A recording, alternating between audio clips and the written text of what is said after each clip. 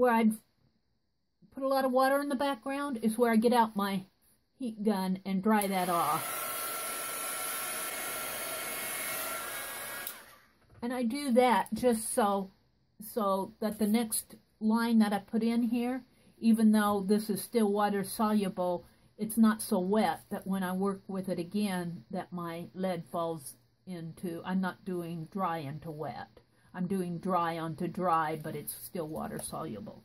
Now I want to work with this distress stain here, and I'm going to pull some of this yellowish color into the background. Oh, do I like that. And this just sort of mimics the picture, and you could even lightly pull it into his hair and maybe into here to help form the shadow of his head. His head falls into the background of the picture here. So I can take some of that stain, that fluid dye, Ranger calls it, and just kind of bring that, and even over into here, although I'm getting into his hair there, when I just want to work on the background right now. And you could do all sorts of things with the background. I'm just going to leave it fairly, it's got some tonal values in there with the grays and the browns. You could do all sorts of things. I'm just going to leave it fairly, I don't want to say flat, but fairly flat. And then I'm going to do the same thing over in here. See how that's brought the highlights of his face out by pushing the background back with the color. And it's color, but it's a very monotone color. Now I could do the same thing. Bear in mind that I have the brown on here. But I can do the same thing, mixing that scattered straw with the brown that I have on there already. And let's form his cheekbones in here, and maybe even this line going up to his nostril. You have to be kind of careful, because this is, I'm telling myself, you means Mary, be careful, because the nose is one part of the face that I'm constantly having to work on, and I don't want to put a media on there and then have trouble getting it off later. So let's just go in with the shadow of his face around here, maybe on his hair up in here.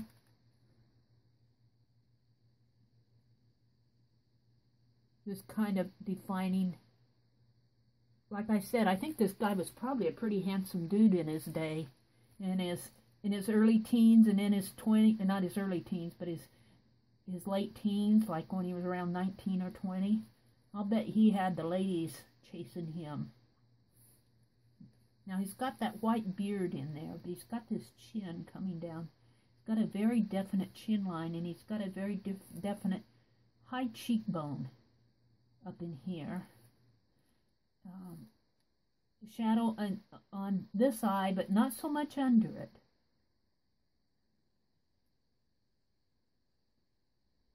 Now, I know just from, and you know too, from the shape of the head, a head is not flat, it's three-dimensional. So I always do try to go in and get a little of that dimensionality of the head, of the shape of the head, even though I don't see it. I know that it exists. So very lightly I try. And he's got more shadow in here, underneath of his eyes, coming that way. And you could even probably water that down a little. And it's very hard to do. Sometimes at this point I reach for a towel and blot. You'll see me blot a lot of my pictures. And I put in a shadow, but I've just picked it up lightly too.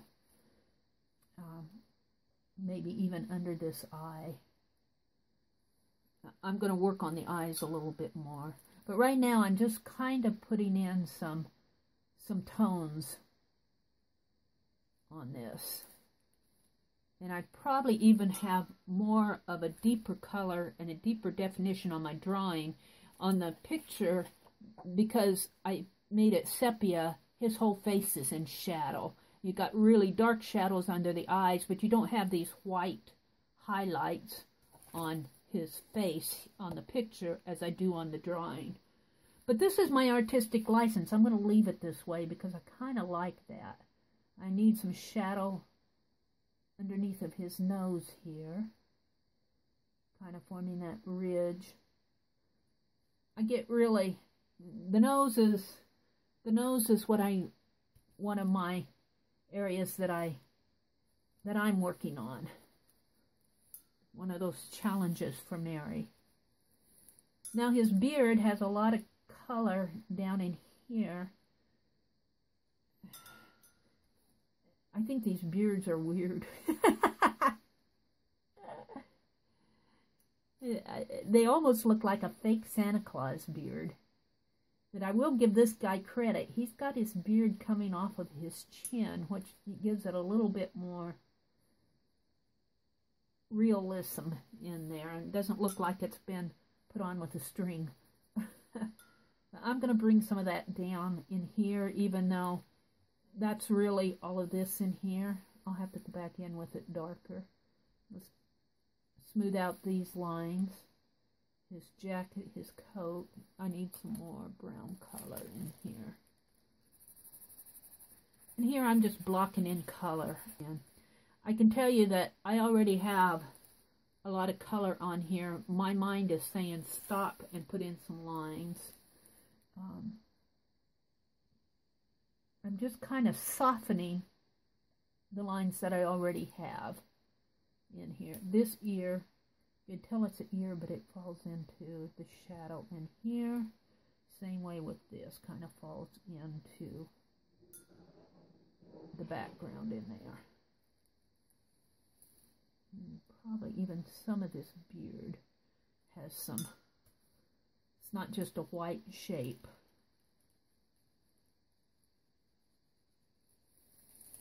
Okay, so I think I'm happy with that. I'm going to work on his eyes just a little bit more, maybe put in some pen work. What I'm going to do is dry this off because the page is fairly wet. Okay, I've dried this off. I'm going to move this out of the way. It's getting in my way. Move this a little bit more like this, maybe. Now, I was looking at this. While I was drying it off, I got a piece of color on in there. But actually, he has a lot of color down in there, so I want to do that. I want to darken the color in here a little bit more, make his eyes much darker. And the nose, I need to work on the nose. I always make the nose too flat. To me, it looks like a triangle. And even though it is a triangle, it's not a flat triangle. The nose is a three-dimensional part of our face. So I am going to put a little of that brown color on underneath of his eyes. And here's another thing I'll do. I'll darken an area that I know should be dark, like underneath of his eye here, right in there. That's very dark on the photo, and I want it dark on my drawing, and even right in here. And then I want some more shape in here. Whoops, I already put the shape in. I already had color on that. But when I want more shape in here, I'll go into this area that I have that's dark, and I'll lift some of that color on my brush and bring it down in here. I need a little bit more. And I'm just going to put it in fairly light first. But he does have a very definite shadow in there. Sometimes I'll take that color. I wish I had a brown biggie. I really love these biggies when I need dark color. But what I'm wanting now is brown. So I'm going to put a dark blotch of brown down in here. And I'm almost going to use that as a palette. I'm going to wet my little brush, grab it on, and I want to work on this nose area here.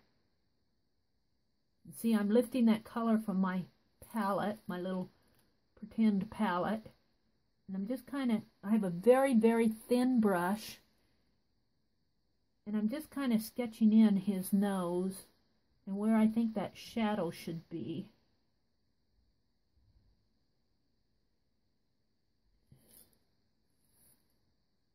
And, you know, you can put in the tiniest line and it can make all the difference. And that's why when I get done with these, I am definitely going to need to spray these with fixative. And I do find that even when after I spray them with fixative, that sometimes the spray of the fixative even will move the color of a line in a way that I didn't intend it. So, but if I don't put fixative on these, what will happen is, well, what can happen would be that they could get wet, they could get moistened, they could be in a damp area long after my lifetime, or even, you know, I could forget all about them and put them someplace and spill something on them. And I'm not saying that fixative will totally protect them, but it will protect them more than if I didn't try, than if I didn't put a fixative on them.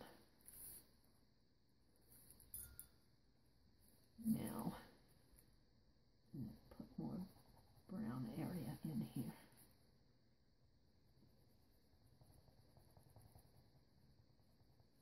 This is fairly wet yet, so I'm avoiding that for now until it dries off a little bit more. And I'm almost using this as a palette. Let's work on his lips a little more. This thin brush really helps. And I need a little bit more wet in there, a little bit more. The thin brush really helps when you're doing the detail work.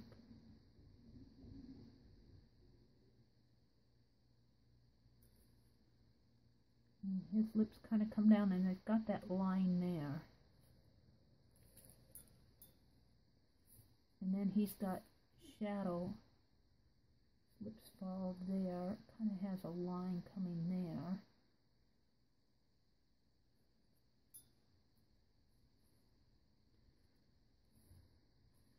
So this video is going to be one of my longer videos, I think. But I hope you enjoy it.